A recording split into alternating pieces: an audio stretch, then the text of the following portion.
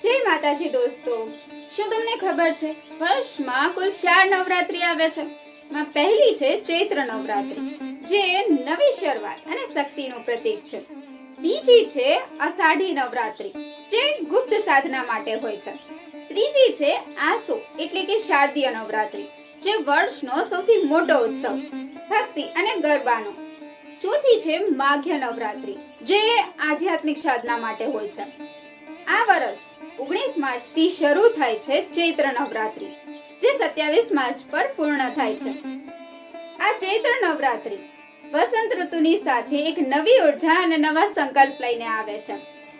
આજના વ્યસ્ત જીવનમાં આ નવરાત્રીના 9 દિવસ આપણને યાદ અપાવે છે કે થોડી શાંતિ, થોડી પ્રાર્થના અને થોડું સેલ્ફ ઇમ્પ્રુવમેન્ટ. આ ચૈત્ર નવરાત્રીમાં તમારા જીવનમાંથી એક ખરાબ આદત છોડો, એક સારો વિચાર અપનાવો અને તમારા જીવનમાં એક નવી શક્તિ લાવો.